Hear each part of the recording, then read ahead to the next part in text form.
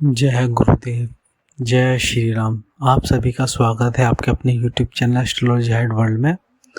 आज हम बात करने वाले हैं कि शिव साधना कैसे करें सात्विक विधि से, और शिव साधना हमको क्यों करनी चाहिए, क्यों ये हमारे जीवन में फलदायी होती है और क्या इसका महत्वपूर्ण स्थान है हमारे जीवन में।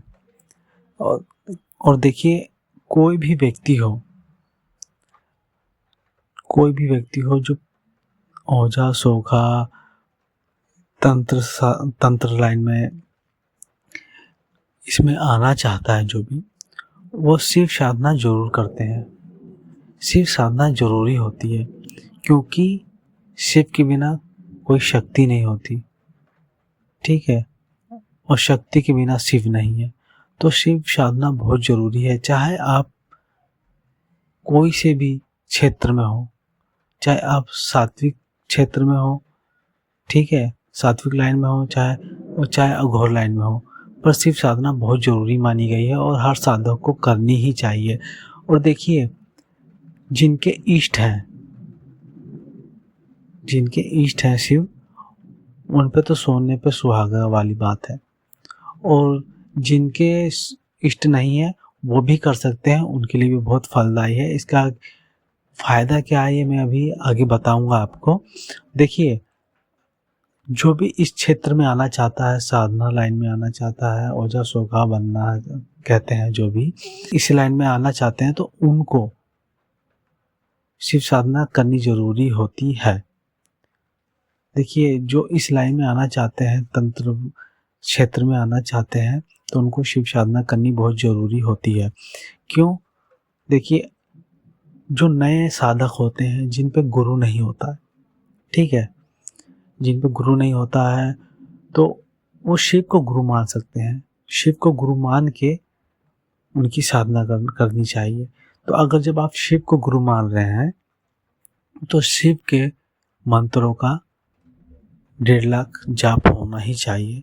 चाहे आप गुरु शिव को मानो या कोई भी आपके इष्ट देव हो, दुर्गा हो, काली हो, हनुमान जी, कोई भी देवी देवता हो, जिसको भी आप अपना गुरु मानते हैं, चाहे आपके पास गुरु मंत्र ही क्यों ना हो, उसका भी कम से कम 1.5 लाख जाप तो जरूरी ही करना चाहिए। 1.5 लाख के बाद आपको कोई भी साधना करनी चाहिए, चाहे कोई भी साधना हो, सात्विक हो, कैसी भी साधना हो, तब आपको वो साधना करनी चाहिए। तो उससे क्या होता है, जब आप अपने गुरुदेव का मंत्र का जाप करते हैं, तो आपको उसकी प्रोटेक्शन मिल जाती है। आप साधना में घेरा लगाना भूल भी जाते हैं, तो भी वो है, जिस भी देव को आपने गुरु माना है, वो आपकी अदृश्य रूप में आपकी सहायता करते हैं। जैसे आप पे 100% की हानि होने वाली है, तो वो हानि 100% नहीं होती, कम हो जाती है, 20-30% हानि हो जाती है आपकी, तो उतना वो रोक देते हैं। अगर आप साधना के दौरान सुरक्षा घेरा लगा के साधना करते हैं, तो आपकी सुरक्षा तो 100% होगी ही होगी। तो एक फ़ायदा ये होता है। और हर शक्ति शिव से चली है, माता पार्वती और शिव भोलेनाथ, शिव शंकर बाबा से चली है। तो जब आप मेन चीज़ ही पकड़ लेंगे, तो वो सब शक्तियाँ कुछ नहीं है, सब उनके सेवक ही हैं, समझ लीजिए। उनसे उत्पन्न हुई सारी शक्तियाँ हैं, तो वो आसानी से आपको सिद्ध हो जाएंगी, उसमें कोई आपको दिक्कत नहीं होगी। इसलिए शिव साधना करनी चाहिए। और ये जो मैं साधना बताऊंगा आपको, सात्विक साधना बताऊंगा, कोई ऐसा नहीं है जिसमें कोई डरावने अनुभव आए, कुछ हो है, ऐसा कुछ नहीं। सात्विक साधना है, हर व्यक्ति आराम से कर सकता है। इस विधि विधान से बताऊंगा, एक नौकरी करने वाला इंसान भी इसको आसानी से कर सके। तो देखिए, सबसे पहले आपको चाहिए एक फोटो या एक मूर्ति होनी चाहिए शिव जी की, और माता पार्वती साथ में हो तो अच्छी बात है, ठीक है। या जिसके पास शिव परिवार की फोटो है, वो चल सकती है, उसमें कोई दोष नहीं है। सबसे पहले आपको एक बिजोट रखना है। कोई तख्ती कहता है, कोई पटरा कहता है, कोई चौकी कहता है, जो भी आपकी भाषा में कहते हैं वो ठीक है। अगर आप मंदिर में करना चाहें तो मंदिर में भी कर सकते हैं। अगर उसमें आपने पहले से स्थापित कर रखे हैं भगवान शिव जी को, तो पटरा बिजोट जो भी आपको जो कहा मैंने लगाने की ज़रूरत नहीं है। लाल कपड़ा बिछा के आप उनको स्थापित कर दीजिए। अगर है वहाँ पे तो ठीक है। आपको गेंदे के फूल लेने हैं और आप ये साधना सुबह करें या शाम में करें। अगर आप सुबह करते हैं, जिस टाइम में करते हैं आपको उसी टाइम में सुबह करना है, और अगर आप शाम को कर रहे हैं तो आपको शाम को उसी टाइम में करना है। 6 बजे करें 6 बजे करें, 7 बजे करें 7 बजे करें, 8 बजे करें तो 8 बजे करें। अगर आपने 8 बजे किया तो ये नहीं कि आप 8:30 बजे स्टार्ट कर दे रहे हैं, 7:30 स्टार्ट कर दे रहे हैं, 7 ही स्टार्ट नहीं, 5-10 मिनट चलता है आगे पीछे, इतना नहीं चलता, आधा घंटे के घंटा, उसी टाइम पे आपको साधना करनी है। आपके पास एक रुद्राक्ष की माला होनी चाहिए, और जागृत माला हो तो अच्छी बात है, नहीं हो तो बाजार से लाके उसको माला को, रुद्राक्ष की माला को ला के पहले धो लें। धोने के बाद उसको 3-4 दिन के लिए तेल में डुबा के रख दीजिए, ठीक है। उससे क्या होता है, माला में तेल समा जाता है तो आपकी माला खराब नहीं होती जल्दी, कीड़े वीड़े नहीं लगते उसके अंदर। तो 2 से 3 दिन उसमें डुबा के रख दीजिए, फिर निकाल लीजिए। निकालने के बाद उसको अच्छे से धो लीजिए गंगा जल से, ठीक है। फिर उसकी पूजा कर लीजिए, तिलक कर दीजिए, कुमकुम लगा दीजिए, चावल चढ़ा के, धूप करके उसको चढ़ा के तो उसकी पूजा कर लीजिए। वो माला जागृत हो जाएगी आपकी, उससे भी आप पूजा कर सकते हैं। समझ लीजिए जागृत होगी वो माला आपकी। तो आपको वो माला ले लेनी है रुद्राक्ष की, ठीक है। और आपको आसन बिछाना है लाल, ठीक है, लाल आसन बिछेगा आपका, और रुद्राक्ष की माला रहेगी। पूर्व दिशा की ओर या उत्तर दिशा की ओर मुख करके बैठना है आपको, ठीक है। पूर्व या उत्तर दिशा की ओर मुख करके बैठना। और जब आप बैठेंगे तो सबसे पहले आप हाथ में जल लेके संकल्प लेंगे, मेरा नाम ये है, पिता का नाम ये है, मैं इस गोत्र का हूँ, आज से मैं सभी देवी देवता को साक्षी मान के मैं ये साधना करने जा रहा हूँ, और इतने माला जाप मैं करूँगा इतने दिन तक। देखिए मैं बता रहा हूँ आपको, 21 माला जाप करनी है 41 दिन तक। तो कुछ लोगों की कैपेसिटी नहीं होती, कुछ लोग 10 मिनट बैठते हैं पैर दर्द चालू हो जाता है, कुछ लोग आधा घंटा बैठते हैं पैर दर्द चालू हो जाता है। तो आप एक काम कीजिए, सबसे पहले आप बैठ जाइए और फ़ोन में देख लीजिए टाइम कितना हो रहा है, आप जाप कीजिए तो आपको पता लग जाएगा। जब आपका पैर दर्द हो जाए तो माला छोड़ दीजिए, अब टाइम देख लीजिए कि इतनी देर में मैं इतनी माला जाप कर सकता हूँ आराम से, तो उतने ही माला का संकल्प लीजिए आप, ठीक है। और जो लोग शादीशुदा हैं, ब्रह्मचर्य का पालन करना भी बहुत ज़रूरी है साधना में, बिना ब्रह्मचर्य के कोई साधना नहीं होती। तो वो क्या करेंगे, आप 11 माला का जाप ले लीजिए 11 दिन, फिर अपना गृहस्थ जीवन निभाइए, फिर 2-4 दिन छोड़ के 2-4 दिन छोड़ के फिर से साधना उठा लीजिए, 1 हफ्ता छोड़ के फिर साधना उठा लीजिए, ठीक है। ऐसे आपका गृहस्थ जीवन भी चलता रहेगा और साधना भी हो जाएगी। अगर आप लंबा उठाते हैं तो घर में देखिए दिक्कत हो जाती, जो शादीशुदा लोग हैं दिक्कत हो जाती, और ज़्यादा दिन का ब्रह्मचर्य पालन हो भी नहीं पाता लोगों से, ठीक है, वो टूट ही जाता है। तो इसलिए मैं कह रहा हूँ कम दिन की साधना उठाइए, जो पालन कर सकते हैं 21 दिन उठा लीजिए। जिनको पता है कि मैं पूरा कंट्रोल कर लूँगा ब्रह्मचर्य का, तो वो 41 दिन तक कर सकते हैं। तो अपने हिसाब से जो भी आप जितनी माला कर सकें, जितने दिन तक कर सकें उतनी माला का संकल्प ले लीजिए। हाथ में पानी लेके ये सब बोल के, इतने माला जाप करूँगा, मैं शिव साधना करने जा रहा हूँ, इसमें मुझे आप अपनी आज्ञा दीजिए और सिद्धि प्रदान कीजिए, और जल छोड़ दीजिए ज़मीन पे। आप जल से ले सकते हैं या हाथ में फूल और चावल लेके भी ले सकते हैं संकल्प। तो जब आप संकल्प ले लेंगे, और ये संकल्प आपको एक ही बार लेना है, ठीक है। आप 11 दिन की साधना चालू करते हैं तो एक बार साधना चालू कर दीजिए तो एक बार आप संकल्प लेंगे, फिर 11 दिन के बाद दोबारा चालू करें तो फिर आपको वो संकल्प लेना पड़ेगा। संकल्प एक ही बार लेना साधना में। फिर उसके बाद पहले आपको मंत्र जाप करना है, गुरु मंत्र, ठीक है। एक माला गुरु मंत्र का जाप करना है। जिसके गुरु शिव हैं तो वो ओम नमः शिवाय का ही जाप करेंगे, और जिसके गुरु कोई और हैं तो वो गुरु मंत्र का जाप करेंगे एक माला। फिर उसके बाद आपको एक माला गणेश मंत्र की जाप करनी है। कोई भी मंत्र ले लीजिए, गणेश जी का वक्रतुंडा हुम ले लीजिए, चाहे गणपतये नमः ले लीजिए, जो भी आपको अच्छा लगे, जो भी आपको पसंद हो वो आप मंत्र ले लीजिए, एक माला उसका जाप कीजिए, और भगवान गणेश से मन ही मन प्रार्थना कीजिए कि मुझे इसमें सफलता प्रदान करे। कोई भी विघ्न आए उसका आप रक्षा करना है। साधना के दौरान कोई भी विघ्न आए तो उससे मेरी रक्षा करना। साधना में कोई भी नेगेटिव एनर्जी ना आए और मुझे सिद्धि प्रदान करना। फिर उसके बाद आपको भैरव जी का मंत्र का जाप करना है। ओम भ्रम भैरवाय नमः कर लीजिए। जो भी आपको आसान लगे भैरव जी का मंत्र, जो भी आप जपते हो या आपको पसंद हो, छोटा हो चाहे बड़ा हो, आप उसका जाप कर सकते हैं। और वो भैरव जी से आप रक्षा के लिए कह दीजिए और हाथ में चावल लेके छिड़क दीजिए चारों तरफ, अपनी चारों दिशा में पानी छिड़क दीजिए कि कोई भी नेगेटिव एनर्जी मेरी साधना में ना आए, आप इसमें मेरी सुरक्षा करेंगे। ठीक है। उसके बाद आपको ओम नमः शिवाय मंत्र का जाप करना है। ठीक है। और आपको मैंने बता दिया आपका आसन रहेगा लाल रंग का। अगर देखिए आसन हो ऊनी लाल रंग का, देखिए अगर आप साधना क्षेत्र में आ ही रहे हैं तो आप एक काम कीजिए, एक आसन ले लीजिए। आसन जितना मोटा होगा ना उतना अच्छा होता है। मैंने क्या कर रखा है, जब मैं पूजा करता था तभी से मैंने एक आसन बना रखा है। ठीक है। कम्बल का है, ब्लैक कलर के कम्बल का आसन है। जब भी मैं कोई साधना वगैरह करता हूँ जिसमें मुझे आसन चाहिए, लाल चाहिए, पीला चाहिए, कोई भी आसन चाहिए, तो मैं क्या करता हूँ, आसन मेरे पास है, मैं उसी कंबल के ऊपर आसन बिछा लेता हूँ, तो मेरा लाल आसन हो जाता है। आसन मेरा एक ही है, वो मोटा है।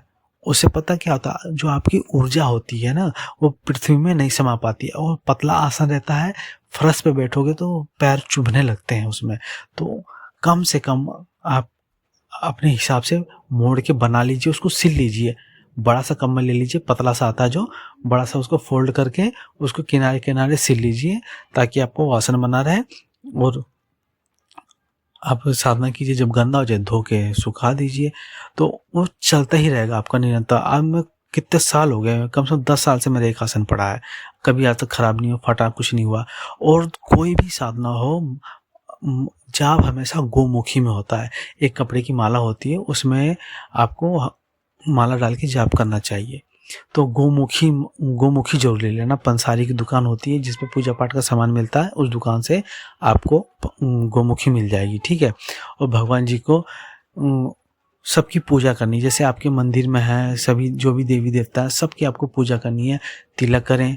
ठीक है। तिलक करें, फूल चढ़ाएं, चावल चढ़ाएं, और कोई भी प्रसाद हो आप चढ़ा सकते हैं। ठीक है। और पूजा आपको सबकी करनी है। सबकी पूजा करने के बाद अपने सर पे भी तिलक लगाना है आपको, और आसन को 3 बार प्रणाम करना है। उसके बाद आपको आसन पे बैठना है। अगर आप आसन से उठते हैं कभी भी, आसन को हमेशा मोड़ के उठना है, उसको तह लगा दीजिए। जब भी आप उठें तह लगा दीजिए, या आप थोड़ी देर के लिए उठ के जा रहे हैं तो उसको एक तरफ से मोड़ के रख के चले जाइए। कभी भी आसन को ऐसे खोल के नहीं छोड़ के जाना चाहिए। जब भी आप जाएं कहीं आए, अपना पूजा पाठ किए, आसन को मोड़ के चौपोत के तह लगा के एक कोने में रख दीजिए। मेरा आसन हमेशा मंदिर में रहता है। पूजा पाठ करी, तह लगाया, एक साइड में रख दिया। तो आप भी ऐसा कर सकते हैं, वो आपकी सहूलियत के हिसाब से है, आप जैसा भी आप समझे वैसा कर सकते हैं। ठीक है। उसके बाद आपको ये जाप करनी। देखिए जब आप जाप करेंगे ना, देखिए इस जाप से पता क्या होता है, कोई भी साधना हो आपकी उसमें आपको सफलता मिलती है, क्योंकि कोई भी शक्ति हो, भगवान शिव और माता पार्वती से ही बन के चली हैं वो सब। तो जब आप मेन शक्ति पे पहुंच रहे हैं तो वो सब, ये सब शक्तियाँ तुरंत सिद्ध होती हैं, तुरंत अनुभव होते हैं। और देखिए जब आप साधना करेंगे, एकांत रूम होना चाहिए। देखिए छोटे मोटे अनुभव होते हैं तो आपको डरना नहीं है बिल्कुल। कुछ लोग, और जैसे भी आपको अनुभव होगा ना, अनुभव आपको किसी को भी नहीं बताना है। ठीक है।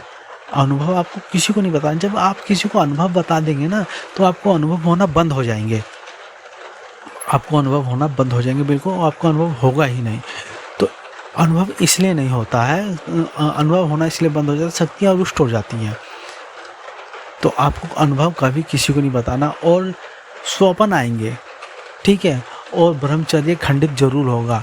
और देखिए साधना के दौरान, जब भी जितनी भी अब दिन की साधना चलेगी, लहसुन, प्याज और मांस, मछली, अंडा, दारू, शराब, इन सबसे दूर रहिए। ठीक है। अब जिनके घर में प्रॉब्लम है कि उनके घर में बनता ही बनता है, तो वो क्या करें, वो ना खाएं।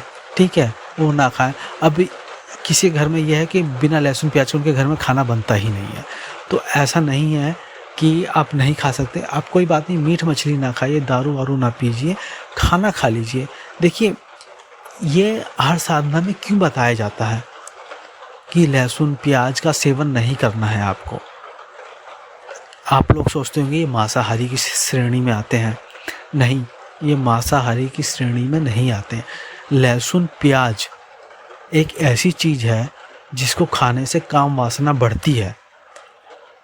जिसके बच्चा नहीं होता, ज़्यादातर डॉक्टर से सलाह मशवरा करने जाएंगे तो डॉक्टर ज़्यादा ही बोलेगा सफ़ेद रंग का प्याज होता है वो खाया करो ज़्यादा। उससे क्या होता है, आपका वीर्य हो जो वो गाढ़ा होता है, उसमें शक्ति आती है वीर्य में, वो पतला होता है मोटा होने लग जाता है। और लहसुन खाओ, आपकी ये आयुर्वेदिक में जो बताते हैं, आयुर्वेदिक वाला बता रहा हूँ मैं। आजकल तो क्या है, बस कैप्सूल खा लिया या दवाई खा लिया हो गया। तो जिसका शीघ्र पतन हो जाता है वो लहसुन का सेवन करे, भूज के लहसुन खाए तो उसका शीघ्र पतन नहीं होता है और काम वासना बढ़ जाती है। इसलिए लोग मना करते हैं लहसुन प्याज का त्याग करने को। कोई जल्दी बताता नहीं है, ये गूढ़ बात है जो मैं आपको बता रहा हूँ, ये कोई जल्दी बताएगा नहीं, शायद किसी ने बताया भी नहीं होगा, मुझे जहाँ तक लग रहा है ये मैं आपको बता रहा हूँ। इसलिए लोग मना करते हैं लहसुन प्याज और मसाले वसाले से, क्योंकि ये सब गर्म चीज़ें होती हैं, इसको खाने से काम वासना बढ़ जाती है, तो ब्रह्मचर्य खंडित होने का खतरा बढ़ जाता है जिससे। तो इसलिए कहते हैं लोग सात्विक आहार लें।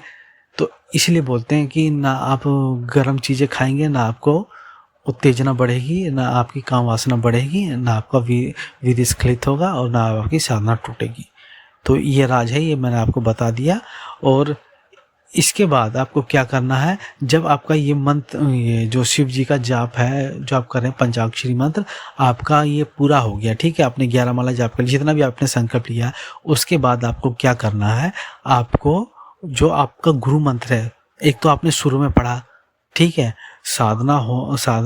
मंत्र जाप करने से पहले आपने गुरु मंत्र पढ़ा, फिर गणेश मंत्र पढ़ा, फिर भैरव मंत्र पढ़ा, फिर आपने फिर ओम नमः शिवाय का जाप किया, फिर उसके बाद आपको गुरु मंत्र का जाप करना है।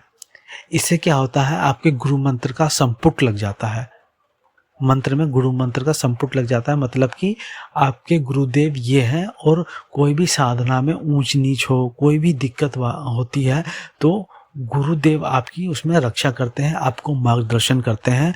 ऐसे मार्गदर्शन नहीं करेंगे तो उसमें पता क्या होता है, आप जब सोए हैं, स्वप्न में आपको चीज़ें दिखाई देंगी, जैसे कि आप कहीं जा रहे हैं, तो मंदिर में जा रहे हैं, तो आप देखेंगे कि मैं मंदिर में आपको भगवान जी को जल अर्पण कर रहा हूँ। तो इसका मतलब ये है, ये जाप करते समय, हाँ मैंने आपको एक बात बताना भूल गया, जाप करते समय आप कोई सा भी जाप करें, कैसा भी जाप करें, कोई सी भी साधना करें, पानी का लोटा हमेशा अपने साथ रखना है एक।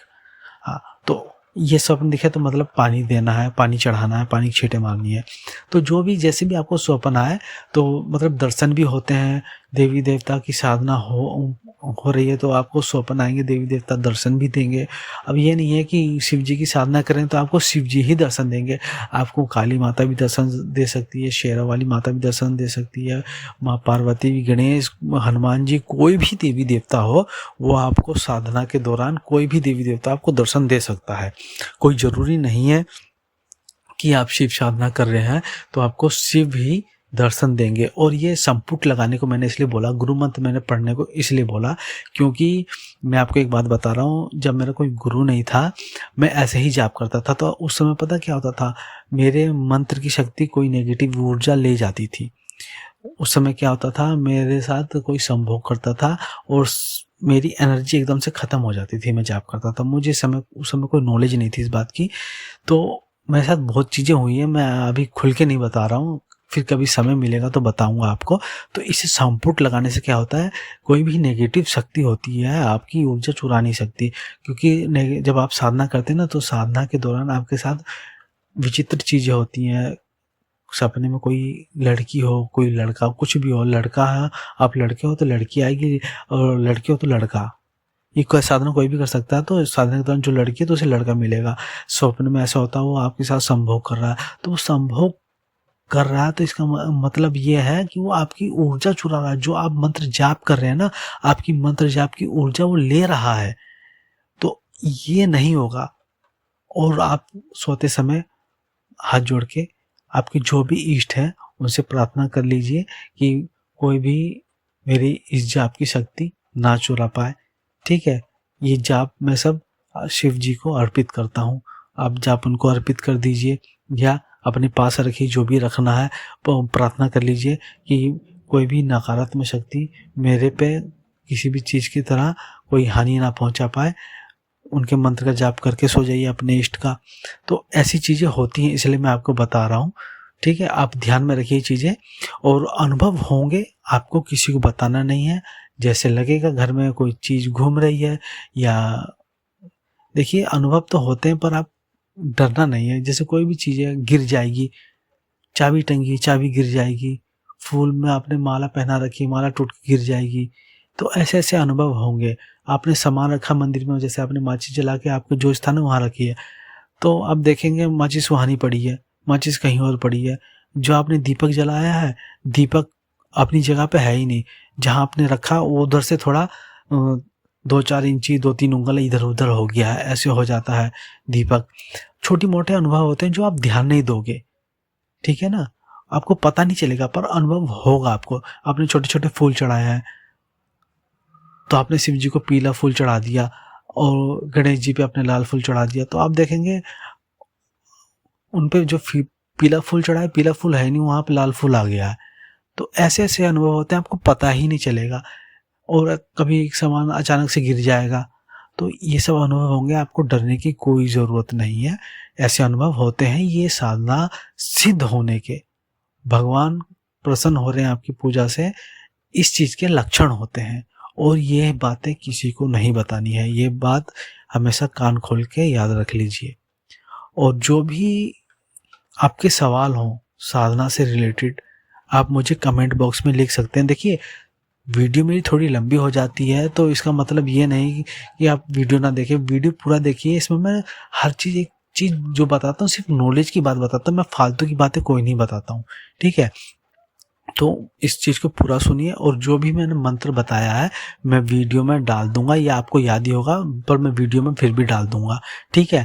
और मेरा ये उद्देश्य है कि जो भी हमारे नए साधक जुड़ रहे हैं, जो साधना लाइन में आना चाहते हैं, जिनके पास पैसे नहीं है साधना लाइन में उतरने के लिए, क्योंकि आपने सुना होगा कई यूट्यूब वालों से, यूट्यूब में जो वीडियो बनाते हैं कि आपके पास धन नहीं है तो आप कोई साधना लाइन में आने की ज़रूरत नहीं है, अब बिना पैसे का कोई साधना होती नहीं है। अरे ऐसा कुछ नहीं होता है भाई साहब। मैं आपको ऐसी ऐसी साधना बताऊंगा ना आने वाले समय में, जिसमें लोग कहते हैं ये सिद्ध माला होनी चाहिए, और क्या कहते हैं ये यंत्र होना चाहिए, ये यंत्र होना चाहिए, ऐसा कुछ नहीं होगा। देखिए मैं आपको एकदम सिंपल साधना बताऊंगा।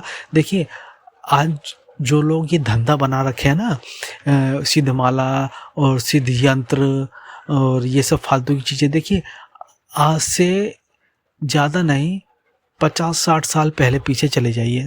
तांबे का पात्र, तो तांबे का लोटे तो होते थे, पर तांबे का यंत्र नहीं होता था कोई भी। आजकल जो तांबे के यंत्र आ रहे हैं, होता था, आप खुद ही सोच लीजिए 50-60 साल पीछे चले जाइए, आपको नहीं मिलेगा कोई तांबे का यंत्र। मूर्ति मिल जाएगी पर यंत्र नहीं मिलेगा आपको तांबे का कोई। उसमें पूजा नहीं होती थी यंत्र की, यंत्र की पूजा होती थी। कैसे लोग करते थे? भोजपत्र पे पूजा करते थे, भोजपत्र पे वो बनाते थे। भोजपत्र आता है 2-4 रुपए का, आप दुकान से ले लीजिए, यंत्र बना लीजिए भोजपत्र पे, उससे पूजा कीजिए। आजकल लोगों ने पैसा कमाने के लिए ना मशीनें बैठा ली हैं। अब एक यंत्र उनको कॉस्ट पड़ती है 30-40 रुपए की, वो आपसे लेते हैं 800-900 रुपये, 1000 रुपये, 1200 रुपये लेते हैं। 5-6 गुना प्रॉफिट कमाई है। तो वो तो बोलेंगे ना भाई कि ये यंत्र लीजिए, ताम्र पत्र वाला यंत्र लीजिए। तो ऐसा कुछ नहीं है। आने वाले समय में मैं आपको हर चीज़ बताऊंगा, पर आप साधना की शुरुआत करना चाहते हैं तो शिव साधना जरूर कीजिए, और इस साधना की शुरुआत कीजिए। धीरे धीरे मैं आगे आपको बताता रहूँगा कैसे कैसे आपको इस साधना लाइन में आगे बढ़ना है, ताकि आपको कहीं रुकावट ही ना आए। ये नहीं कि कहीं से यूट्यूब से बस स्टार्ट किया यूट्यूब, बस ये साधना कर लो, ये भूत की साधना कर लो, ये प्रेत की साधना कर लो, ये यक्षिणी की साधना कर लो। अरे भैया पहले उसका ABCD तो पढ़ाओ, को सीधा B से Z तक पढ़ा दोगे हैं, XYZ पढ़ा दोगे। ABCD पढ़ाया नहीं, XYZ पढ़ा दिया। ABCD से स्टार्ट करो ना, XYZ पे मत जाओ, स्टेप बाय स्टेप चढ़ो। और ये आप लोगों के लिए फ़ायदा है। आप लोग सोचते हैं कि मैं फालतू की चीज़ें बता रहा हूँ, फालतू की चीज़ नहीं बता रहा हूँ मैं, साधना की शुरुआत कैसे करते हैं वहाँ से बता रहा हूँ मैं, ठीक है। वीडियो बहुत लंबा हो गया नाना करते भी। चलिए तो जय गुरुदेव, जय श्री राम।